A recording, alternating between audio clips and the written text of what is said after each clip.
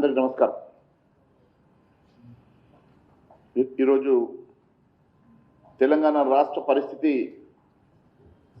ఎంత అధ్వానంగా తయారైందంటే ఈరోజు రాష్ట్రంలో పాలన ఎటువైపు వెళ్తా ఉన్నదో అర్థం కాని పరిస్థితి. ఇప్పటికి మన పేపర్లు చూసినాం. స్వయంగా ఒక ఐఎన్టీసీ అనుబంధ సంస్థకు సంబంధించిన నాయకుడే ఈరోజు తెలంగాణ రాష్ట్రంలో 10% ఇవ్వందే రిటైర్డ్ ఎంప్లాయీస్ బిల్లులు క్లియర్ కావడం లేదని చెప్పడం, నిన్న మొన్న అనేక పత్రికల్లో మీడియాలో సంచలనంగా మారినటువంటి ఒక రిటైర్డ్ ఎంప్లాయీ తను స్వయంగా వెళ్ళి ఉప ముఖ్యమంత్రి బట్టి విక్రమార్క గారి భార్యను కలిస్తే 10% ఇవ్వందే బిల్లు క్లియర్ చేయమని చెప్పిందని ఆమె చెప్పిందంటే ఈరోజు ఈ రాష్ట్రంలో ఉన్నటువంటి పరిస్థితి ఎంత దిగజారిందో చాలా స్పష్టంగా అర్థమవుతున్నది. మనము ఎన్నడూ లేనిది సెక్రటరియట్ సాక్షిగా ఉప ముఖ్యమంత్రి బట్టి విక్రమార్క గారి చేంబర్ ముందు చిన్న చితక కాంట్రాక్టర్ అందరూ కూర్చొని ధర్నా చేసి 30% ఇవ్వండి మా బిల్లు క్లియర్ చేస్తలేరని చెప్పి వాళ్ళు ధర్నా చేసే దుస్థితికి ఈరోజు రాష్ట్ర ప్రభుత్వంలో పరిస్థితులు దిగజారినాయంటే ఈరోజు ఈ రాష్ట్ర ప్రభుత్వ పరిస్థితి ఎంత దిగజారిందో స్పష్టమవుతున్నది. ప్రతిపక్షాలు ప్రశ్నిస్తే అబండాలు వేశారంటారు. మరి ఈరోజు స్వయంగా రిటైర్డ్ ఎంప్లాయీస్ అందరూ రోడ్డునెక్కి మా బకాయిలు చెల్లించాలని చెప్పేసి అడిగినా కూడా బకాయిలు చెల్లించని పరిస్థితి. ఈరోజు పర్సెంటేజీలు లేనిదే వారు 40 సంవత్సరాలు కష్టపడి ఈ రాష్ట్రం కోసం పనిచేసేటువంటి ఎంప్లాయీస్ ఈరోజు రిటైర్డ్ అయితే వారి సొంత డబ్బులు, వారి బెనిఫిట్స్, వారికి రావాల్సిన డబ్బుల కోసం కూడా 10% ఇస్తే కానీ వారి డబ్బులు వారి అకౌంట్లోకి రావడం లేదని చెప్పి వారు రోడ్డెక్కే పరిస్థితి వచ్చిందంటే ఇంతకన్నా దారుణమైనటువంటి పరిస్థితి ఇంకోటి ఉండదు. స్వయంగా భారతీయ జనతా పార్టీ తరఫున మేము సైతం మా శాసన సభ్యులము, శాసన మండలి సభ్యులము, పార్లమెంట్ సభ్యులము కలిసి ఇందిరా చౌక్లో ఆ రోజు రిటైర్డ్ ఎంప్లాయీస్ వారి బెనిఫిట్స్ అన్నీ కూడా వెంటనే క్లియర్ చేయాలని చెప్పేసి మేము ధర్నా చేసేటువంటి దుస్థితికి ఈరోజు ఈ రాష్ట్ర ప్రభుత్వం వచ్చిందంటే పరిస్థితి ఎంత దిగజారిందో చాలా స్పష్టంగా అర్థమవుతా ఉన్నది. అంతేకాదు ఈరోజు నేను అడుగుతా ఉన్నాను, 30-40 ఏళ్ళు కష్టపడి పనిచేసేటువంటి రిటైర్డ్ ఎంప్లాయీస్ పరిస్థితి ఇట్లా ఉంది. అనేక మంది చిన్న చితక కాంట్రాక్టర్లు, సర్పంచుల దగ్గర నుంచి అనేక మంది చిన్న చితక కాంట్రాక్టర్లు సంవత్సరాల కొద్దీ వారి బిల్లులు పెండింగ్ ఉంటే వారి పెండింగ్ బిల్లుల కోసం అధికారుల చుట్టూ తిరగలేక, సెక్రటరియట్ చుట్టూ తిరగలేక వాళ్ళు మరి గత 2.5 సంవత్సరాల నుంచి రోడ్డు ఎక్కే పరిస్థితి ఉందంటే ఇంతకన్నా దారుణం ఒకటి ఉన్నదని అడుగుతున్నా. మరి ఈరోజు వాళ్ళు కోర్టుకు ఎక్కి కోర్టు నుంచి ఎన్నో ఆర్డర్స్ తీసుకొచ్చినా ఫలితం లేదు. కోర్టు ధిక్కరణ కేసులు, కంటెంప్ట్ కేసులు అనేకంగా మరి వచ్చినప్పటికీ కూడా దాదాపు 500-600 కంటెంప్ట్ కేసులు అయినప్పటికీ కూడా ఈరోజు మరి వారి బాధలు తీర్తలేవు. నేను అధికారులను అడుగుతా ఉన్నాను, అసలు అధికారులు చట్టం మర్చిండ్రా? అధికారులు ఈరోజు మరి రూల్ ఆఫ్ లాని మర్చిపోయి కేవలం మంత్రులు ఇచ్చినటువంటి ఆదేశాలకు మాత్రమే పనిచేస్తూ ఉన్నారా? మరి బాధ అవుతా ఉన్నది. ఎందుకంటే గతంలో అనేకమైనటువంటి సందర్భాలలో ఇలాంటి పరిస్థితులు వచ్చినప్పుడు మరి అధికారులు చట్టపరమైనటువంటి చర్యలకు లోనై ఇబ్బంది పడ్డారు. గత చరిత్రలో అనేక మంది అధికారులు ఇలాంటి ఫైళ్ళ మీద సంతకం చేసి మరి బాధపడ్డటువంటి పరిస్థితి మనం చూసాం. కొంతమంది అధికారులు నేరుగా మంత్రుల ఇన్స్ట్రక్షన్స్ ఫాలో అవుతున్నామని చెప్పుకునే పరిస్థితి ఈరోజు ఈ రాష్ట్రంలో నెలకొన్నది. మరి ఈరోజు ఉన్నటువంటి పరిస్థితి అధికారులు ఎందుకు ఈ రూల్ ఆఫ్ లాని మర్చిపోయి ఈ రకంగా చేస్తూ ఉన్నారు? మీరు ఒకసారి చూస్తే 2-3 సంవత్సరాల నుంచి పెండింగ్ ఉన్నటువంటి అనేక బిల్లులు మీరు ఇవ్వకుండా ఈ నెల 2 నెలల కింద ఎంబీస్ రికార్డ్ అయినటువంటి వాటికి మీరు బిల్లులు ఇచ్చేటువంటి పరిస్థితి ఎందుకు వస్తూ ఉన్నది? ఎందుకు దాపరిస్తూ ఉన్నది? కేవలం మంత్రులు ప్రజలకు లొంగుతా ఉన్నారా? లేకుంటే మీ పోస్టింగ్లు కాపాడుకోవడానికి కోసం మీరు ఈ రకంగా తప్పిదాలు చేస్తూ ఉన్నారా? దయచేసి ఈ ప్రభుత్వం ఇంకెంతో కాలం మనుగడ సాగదు. అధికారులు మీరు దయచేసి వీళ్ళ ట్రాప్లో పడకండి. మీరు మీ చట్టాన్ని నమ్ముకోండి, మీరు మీ రూల్ ఆఫ్ లాని నమ్ముకోండి. మరి ఇలాంటి అధికారులు కేవలం మంత్రులు ఇచ్చేటువంటి ఆదేశాలకు ప్రెషర్లోకి వచ్చేసి మీరు పనులు చేసి మీరు ఇబ్బందుల పాలు కావద్దు అని చెప్పి మేము సూచిస్తా ఉన్నాం. ఈరోజు ఉన్నటువంటి అనేకమైనటువంటి పరిస్థితులు, ఎందుకంటే ఒకవైపు సిఎస్ మీద కంటెంప్ట్, ఒకవైపు ప్రిన్సిపల్ సెక్రటరీ ఫైనాన్స్ ఈరోజు వారెంట్ వచ్చిందంటే, అరెస్ట్ వారెంట్ వచ్చిందంటే ఇంతకన్నా ఘోరమైనటువంటి పరిస్థితి రాష్ట్రంలో గతంలో ఎన్నడూ చూడలే. హైడ్రా కమిషనర్ మీద అయితే రోజొక కేసు, కంటెంప్ట్ కేసులు. మరి ఐఏఎస్ ఐపీఎస్ అధికారులు ఈ రకంగా కోర్టుల చుట్టూ తిరిగి అరెస్ట్ వారెంట్లు ఎదుర్కొనేటువంటి పరిస్థితి ఎందుకు వస్తూ ఉన్నది? నిజంగా మీరు రూల్ ఆఫ్ లాని పార్టిసిపేట్ చేసి వచ్చుండేవా? దేనికోసం ఈ చిక్కులు, దేనికోసం మీరు అందరూ కూడా తాపత్రపడతా ఉన్నారు? కేవలం మంత్రులు ఇచ్చేటువంటి ఆదేశాలకు వారి ప్రెజర్కి మీరు లోనైతే మీరు ఇబ్బందులు పడేటువంటి ప్రమాదం ఉన్నది. కాబట్టి మిమ్మల్ని సూచిస్తూ ఉన్నాను, ఈ ప్రభుత్వం శాశ్వతం కాదు. ఇంకో 6 నెలల సంవత్సరం లోపల ఈ ప్రభుత్వం మారుతుంది. మళ్ళీ రేపు మీరు ఆన్సరబుల్ ఉంటారు. కాబట్టి మీరు ఒక్కసారి ఆలోచన చేసి నిర్ణయాలు తీసుకోవాలని నేను కోరుతా ఉన్నాం. అంతేకాదు అనేకమైనటువంటి అంశాలు ఈరోజు ఈ రాష్ట్రంలో దాదాపుగా ఈ ప్రభుత్వం వచ్చి 4 లక్షల కోట్ల రూపాయలు అప్పు తీసుకొచ్చింది. కేవలం ఈ 4 నెలల్లోనే 35,000 కోట్ల రూపాయలు అప్పు చేసింది. అంటే ఈరోజు మీరు చూస్తే నెలకు 8,750 కోట్ల రూపాయల అప్పు చేసింది. రోజుకి 291 కోట్ల అప్పు. అదే మాదిరిగా గంటకు 12 లక్షల రూపాయల అప్పు. ప్రతి నిమిషానికి 20 లక్షల రూపాయల అప్పు చేసి ఈ రాష్ట్ర ప్రభుత్వం కనీసం ఇచ్చిన హామీలు నెరవేర్చే పరిస్థితులు లేదు. కనీసం ఫీ రీఎంబర్స్మెంట్ ఇచ్చే పరిస్థితులు లేదు. కనీసం డిఏలు ఇచ్చే పరిస్థితులు లేదు. ఎంప్లాయీస్కి, రిటైర్డ్ ఎంప్లాయీస్ బెనిఫిట్ ఇచ్చే పరిస్థితులు లేదు. అనేకమైనటువంటి హామీలు పక్కన పెట్టండి, కనీసం చిన్న చిన్న బిల్లులు కూడా క్లియర్ చేసే పరిస్థితులు లేదు. కానీ నిమిషానికి 20 లక్షల రూపాయలు అప్పు చేస్తూ ఉన్నది. కానీ ఈ రాష్ట్ర పరిస్థితి ఈరోజు జిఎస్డిపిలో 50% పైన అప్పులు చేసేటువంటి ఏకైక రాష్ట్రంగా తెలంగాణ నిలబడ్డది.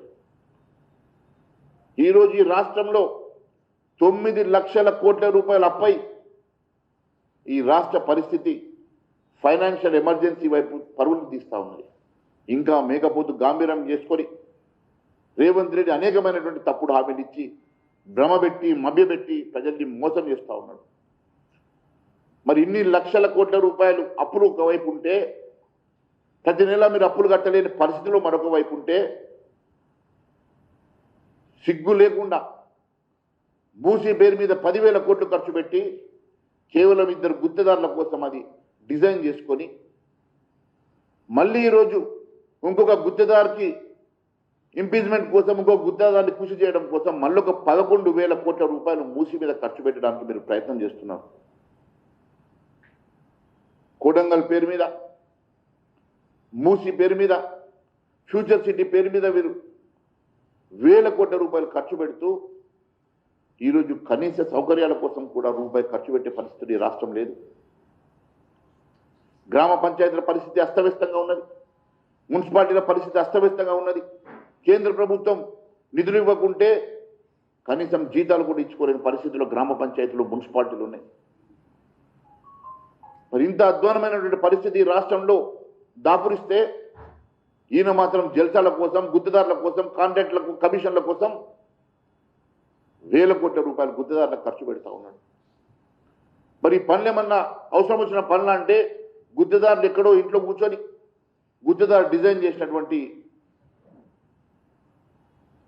డిజైన్లు, దాంతోపాటు గుత్తేదారులు ఎస్టిమేట్స్ వాళ్ళే తయారు చేస్తారు. కాంట్రాక్ట్లు ఎవరికి ఇవ్వాలనో వాళ్ళే తయారు చేస్తారు. మరి బిల్లులు ఎవరికి పేమెంట్ చేయాలనో కూడా వాళ్ళే తయారు చేస్తారు. గుత్తేదారులకు పేమెంట్ రావాలంటే 10% ఇక్కడ మెగా శ్రీనివాస్ రెడ్డి అట, ఆయనకు పోయి పేమెంట్ ఇస్తే ఆయన బిల్లులు తీసుకొచ్చి క్లియర్ చేసి ఇస్తున్నాడట. ఎక్కడికక్కడ బ్రోకర్లను పెట్టుకొని మీరు బ్రోకర్లను పెట్టుకొని 10% ఈరోజు కమిషన్లు తీసుకొని బిల్లులు ఇస్తా ఉన్నారు. టెండర్లు ఎవరికి వాళ్ళు మీరే డిసైడ్ చేస్తారు. డిపిఆర్ మీరే తయారు చేస్తారు, డిజైన్ మీరే చేస్తారు, కాంట్రాక్టులు మీరే డిసైడ్ చేస్తారు, బిల్లులు కూడా మీరే ఇప్పించుకుంటారు. ఇంత ఘోరమైన పరిస్థితి. ఒకవైపు ఈ రాష్ట్రంలో అనేకమైనటువంటి పెండింగ్ బిల్లులతో పాటు ఎక్కడ అభివృద్ధి కోసం కూడా కనబడతలేదు. మొత్తం గ్రామ పంచాయతీ నుంచి మున్సిపాలిటీల వరకు, గ్రామ పంచాయతీ నుంచి హైదరాబాద్ సిటీ వరకు ఎక్కడికక్కడ గుంతల రోడ్ల దగ్గర నుంచి అభివృద్ధికి నోచుకునేటువంటి తాగునీటి సమస్యలతోటి, మురుగు బోర్లతోటి, డ్రైనేజ్ సమస్యలతోటి ఎక్కడికక్కడ అస్తవ్యస్తంగా మారితే మీరు మాత్రం ఇక్కడ ఫ్యూచర్ సిటీ అంటున్నారు. ఉన్న సిటీకే దిక్కులేదు. ఫ్యూచర్ సిటీ గురించి మాట్లాడుతున్నాడు రేవంత్ రెడ్డి. ఆ ఫ్యూచర్ సిటీ మీ అన్నదమ్ముల కోసం చేస్తా ఉన్నారా, లేకుంటే మీ ఆస్థాన గుర్తుదారుల కోసం చేస్తా ఉన్నారా, ఎవరి కోసం చేస్తా ఉన్నారో తెలియదు. కానీ దయచేసి ఉన్న సిటీని బాగు చేయండి, ఉన్న మున్సిపాలిటీలను బాగు చేయండి, గ్రామ పంచాయతీల పరిస్థితులు బాగు చేయండి అని కోరుతా ఉన్నాం. ఈరోజు ఈ రాష్ట్రంలో ఫీ రియంబర్స్మెంట్కి 15,000 కోట్లు బాకీ ఉన్నది. ఆరోగ్యశ్రీ బిల్లు కోసం 15,000 కోట్ల రూపాయలు బాకీ ఉన్నాయి. రిటైర్మెంట్ బెనిఫిట్స్ కోసం 8,000 కోట్ల రూపాయలు బాకీ ఉన్నాయి. అదే మాదిరిగా ఎంప్లాయ్మెంట్ డ్యూస్ 6,000 కోట్లు, 13,000 కోట్ల రూపాయలు కేవలం రిటైర్మెంట్ బెనిఫిట్స్ కోసం. గ్రామ పంచాయతీ సర్పంచుల బిల్లు దాదాపు 1,000 కోట్లు, మున్సిపాలిటీ కార్పొరేషన్ల కోసం 2,500 కోట్లు, సింగరేణిలు 60,000 కోట్ల రూపాయలు. దాదాపు ఈరోజు డిస్కంలు ఈరోజు అప్పులలో కూరుకుపోయి ఉన్నాయి. అదే మాదిరిగా ట్రాన్స్కో కూడా దాదాపు 1,00,000 కోట్లలో అప్పులలో పడినది. ఈరోజు ఆర్టీసీ దాదాపు 12,000 నుంచి 15,000 కోట్ల రూపాయలు ఆర్టీసీ బకాయి పడ్డది. ఇన్ని రకాలుగా ఎక్కడికక్కడ ఈ రాష్ట్ర ప్రభుత్వం లక్షల కోట్ల రూపాయలు కనీస సౌకర్యాల కోసం తీసుకున్నటువంటి అప్పులు చెల్లించలేకుంటే, మరొక వైపు లక్షల కోట్ల రూపాయలు బకాయి పడితే మీరు చెల్లించాల్సినటువంటి బిల్లులు చెల్లించకుండా ఈరోజు కొడంగల్లో లిఫ్ట్ అంటారు, లేకుంటే హైదరాబాద్లో మూసి అంటారు, 4th సిటీ అంటారు, ఫ్యూచర్ సిటీ అంటారు. మీరు ఏం మాట్లాడుతూ ఉన్నారో కనీసం పొందలైనటువంటి మాటలు. మరి ముఖ్యమంత్రి రేవంత్ రెడ్డి గారు మీరు మతి భ్రమించి మాట్లాడుతూ ఉన్నారా, లేకుంటే అన్ని తెలిసినటువంటి మూర్ఖుడు లేక మాట్లాడుతూ ఉన్నారా? ఈ రాష్ట్రాన్ని పూర్తిగా అధోగతి పాలు చేస్తున్నమాట వాస్తవం కాదని అడుగుతా ఉన్నాను. ఈరోజు తాగడానికి నీళ్లు లేకుంటే ట్యాంకర్లతోటి ఒకవైపు మోస్తున్నటువంటి పరిస్థితి స్లమ్ ఏరియాస్లో చూస్తూ ఉన్నాం. కనీస సౌకర్యాలు కూడా నోచుకున్నటువంటి పరిస్థితి. ఈరోజు ప్రజాస్వామ్యమా లేకుంటే ఇది క్యాపిటలిజమా అర్థం కాని పరిస్థితి. క్యాపిటలిస్టులు ఈరోజు ఈ రాష్ట్రాన్ని డిక్టేట్ చేసేటువంటి పరిస్థితి కనబడతా ఉన్నది. వాళ్ళు చెప్పిన రీతిలో, చెప్పిన పద్ధతిలో ఈ రాష్ట్ర ప్రభుత్వం నడుస్తున్నట్టు స్పష్టమవుతున్నది. సామాన్యుడు ఈరోజు 2 పూటలు తినడానికి కూడా బాధపడే పరిస్థితి ఒకవైపు ఉంటే, ఈ రాష్ట్రంలో ఉన్నటువంటి లక్షల కోట్ల రూపాయలు అప్పు చేసి, ఈ రాష్ట్రంలో 1,000 కోట్ల రూపాయల ఖజానాను కొల్లగొట్టి, ఈరోజు మీరు ఎక్కడ కూడా ఈ రాష్ట్ర అభివృద్ధి కోసం, ఇచ్చిన సంక్షేమం కోసం ఆలోచన చేసే పరిస్థితుల్లో లేదంటే ఇంతకన్నా మరి ఇంకొకటి లేదని చెప్పి అంటా ఉన్నాను. ఈరోజు డిప్యూటీ సీఎం బట్టి విక్రమార్క డిప్యుటేషన్ సీఎంగా మారిపోయాడు. బట్టి విక్రమార్క ఒక లూటి విక్రమార్కగా మారిపోయాడు. ఎక్కడ పడితే అక్కడ, ఎక్కడ అవకాశం ఉంటే అక్కడ ఈ రాష్ట్రంలో ఫైనాన్స్ డిపార్ట్మెంట్ని కమిషన్ డిపార్ట్మెంట్గా మార్చి, ఎక్కడికక్కడ సింగరేణిలో 1,000 కోట్ల రూపాయల కుంభకోణాలు మీరు చూసిండ్రు.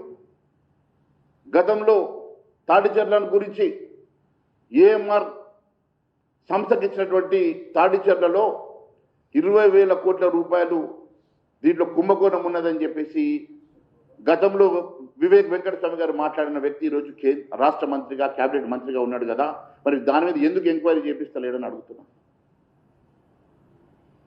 అదే మాదిరిగా మరి కేంద్ర ప్రభుత్వం సింగరేణి నష్టాలు ఉన్నది, సింగరేణిని బాగు చేయాలని చెప్పేసి మొన్నటికి మొన్న నైనా బ్లాక్ ఇస్తే, ఈ నైనా బ్లాక్ని సీఎం మనుషులకు రావాలన్నా డిప్యూటీ సీఎం మనుషులకు రావాలని చెప్పి మీరు కొట్లాడుకొని ఈరోజు నైనా బ్లాక్ మొత్తం పూర్తిగా నైని బ్లాక్ మొత్తం పూర్తిగా క్యాన్సర్ అయ్యే పరిస్థితి. కేంద్ర ప్రభుత్వం సింగరేణిని బాగు చేయాలని ఇంకా 2 బ్లాకులు ఇస్తే ఆ 2 బ్లాకులలో కూడా మీకు బంగారమే కనబడతా ఉన్నది, నిధులే కనబడతా ఉన్నాయి, పైసలే కనబడతా ఉన్నాయి, కమిషన్లే కనబడతా ఉన్నది తప్ప సింగరేణిని బాగు చేసి సింగరేణి సంస్థను లాభాల బాట నడిపించాలని మాత్రం మీకు లేదు. ఈరోజు సింగరేణికి ఇవ్వాల్సిన 60,000 కోట్లు ఇవ్వరు. గతంలో 3rd గ్రేడ్ బ్లాక్ అని చెప్పేసి మీరు తాడిచర్ల బ్లాకుని మీరు ఒక ప్రైవేట్ కాంట్రాక్టర్కి అప్పచెప్తే ఈరోజు దాన్ని గ్రేడ్ 1 కోల్ కింద మీరు 3,500 రూపాయలకు టన్ను కొనుగోలు చేస్తూ ఉన్నారు. మరి ఇది ఎక్కడి గత ప్రభుత్వం తప్పిదం చేస్తే మరి దాన్ని కరెక్షన్ చేయాల్సింది పోయి మళ్ళీ అదే గుద్దదారులతోటి మీరు లాలూచి పడి దాన్ని కంటిన్యూ చేస్తున్నమాట వాస్తవం కాదని అడుగుతున్నా. ఈ రకంగా బట్టి విక్రమార్క మొత్తం లూటి విక్రమార్కగా మారిపోయిండు. ఆయన పక్కన ఉండేది రేవంత్ రెడ్డి. తే అంటున్న ఆయన రేవంత్ రెడ్డి పోయి తేవంత్ రెడ్డి అయిపోయిండు. ఇద్దరు కలిసి ఒకరు లూటీ చేస్తే ఒకరు తెమ్మంటున్నారు. లూటి విక్రమార్క తేవంత్ రెడ్డి కలిసి రాష్ట్రాన్ని దోచుకుంటున్నమాట వాస్తవం కాదా? ఈ రాష్ట్రంలో ఉన్నటువంటి పరిస్థితి చూస్తూ ఉంటే చాలా బాధ అవుతా ఉన్నది. నేను ఒకటే అడుగుతా ఉన్నాను, 10 ఏళ్ళు నేనే ముఖ్యమంత్రి ఉంటా అంటున్నావు కదా రేవంత్ రెడ్డి గారు, నిజంగా నీకు దమ్ము ధైర్యం ఉంటే ఈ రాష్ట్రంలో ఇప్పుడు ఎన్నికలు జరుగుతాయి, నీకు 10 సీట్లు వచ్చే పరిస్థితి లేదా? నీకు తెలియదా?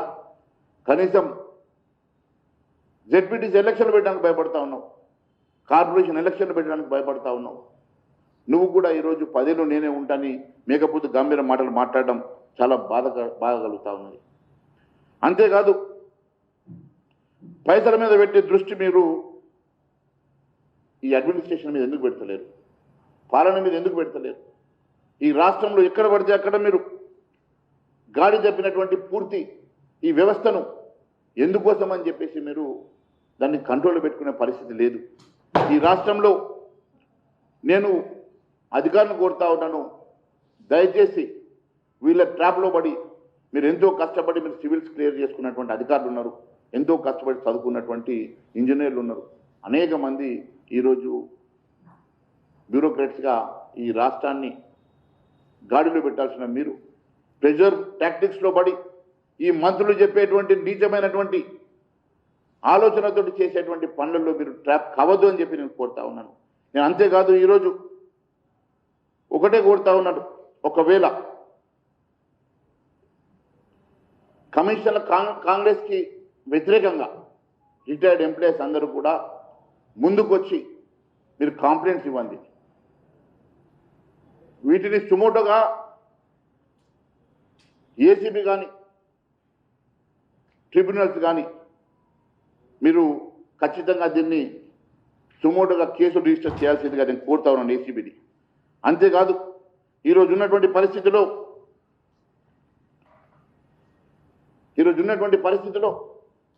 ఎట్టి పరిస్థితుల్లో కూడా చిన్న కాంట్రాక్టర్లను రిటైర్డ్ ఎంప్లాయీస్ని అందరినీ కూడా మీరు కాంప్లైంట్స్ రిజిస్టర్ చేయండి. మీకు అండగా భారతీయ జనతా పార్టీ నిలబడుతుంది. భారతీయ జనతా పార్టీ ఖచ్చితంగా ప్రణాళిక ఏర్పాటు చేసుకొని మీ పక్షాన నిలబడి పోరాటం చేస్తుంది. నేను జస్టిస్ రాజశేఖర రెడ్డి గారిని కూడా కోరుతా ఉన్నాను, మీరు వస్తున్నటువంటి వార్తల్ని లేని పక్షంలో రిటైర్డ్ ఎంప్లాయీస్ ఇచ్చేటువంటి కంప్లైంట్ని మీరు సుమోటోగా తీసుకొని కేసు రిజిస్టర్ చేసి దీని మీద ఎంక్వైరీ పెట్టించాల్సిందిగా కోరుతా ఉన్నాను. జస్టిస్ రాజశేఖర రెడ్డి గారు వారితో పాటు ఏసీబీ అధికారులు వాళ్ళతో పాటు నేను కన్సర్న్ ఆఫీసర్స్ని కోరుతా ఉన్నాను, ఈరోజు వచ్చేటువంటి ప్రతి కంప్లైంట్ కానీ పేపర్లో వచ్చేటువంటి వారి ఆవేదన కానీ మీరు సుమోటోగా తీసుకొని కేసు రిజిస్టర్ చేసి వీటి మీద ఎంక్వైరీ చేయించాలని కోరుతా ఉన్నాను. ఎవరెవరైతే ముందుకొచ్చి కేసు రిజిస్టర్ చేస్తారో వాళ్ళందరికీ కూడా భారతీయ జనతా పార్టీ అండగా ఉండడమే కాదు, మీ పక్షాన్ని నిలబడి పోరాటం చేస్తుంది. ఖచ్చితంగా మీ అందరికీ న్యాయం జరిగే వరకు మేము ఖచ్చితంగా పోరాటం చేస్తాం, మీకు అండగా నిలబడతామని తెలియజేస్తా ఉన్నాను. అంతేకాదు రేపు ప్రెస్ మీట్లో రెవెన్యూలో జరిగేటువంటి అవకతవకల్ని బయట పెడతాం. రేపు మళ్ళీ ప్రెస్ మీట్ ఉంటుంది. ఆ ప్రెస్ మీట్లో రెవెన్యూ డిపార్ట్మెంట్లో జరిగేటువంటి అనేక అవకతవకలు అనేక కుంభకోణాలను బయట పెట్టడమే కాదు, దాని మీద ఒక ప్రణాళికను కూడా ప్రకటిస్తాం. ఖచ్చితంగా ఈ రాష్ట్ర ప్రభుత్వం మెడలు వంచుతామని తెలియజేసుకుంటూ ధన్యవాదాలు తెలియజేస్తున్నాను.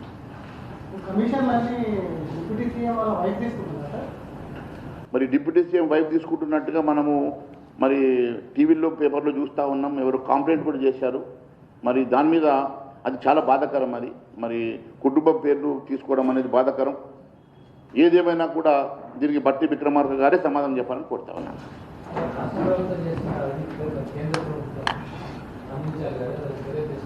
ఇప్పుడే మాట్లాడుతున్నాం కదా, భారతీయ జనతా పార్టీ దీని మీద ఖచ్చితమైనటువంటి ప్రణాళిక ఏర్పాటు చేస్తుంది, పోరాటం చేస్తుంది, మెడల్ వంచుతామని తెలియజేస్తాం. Thank you.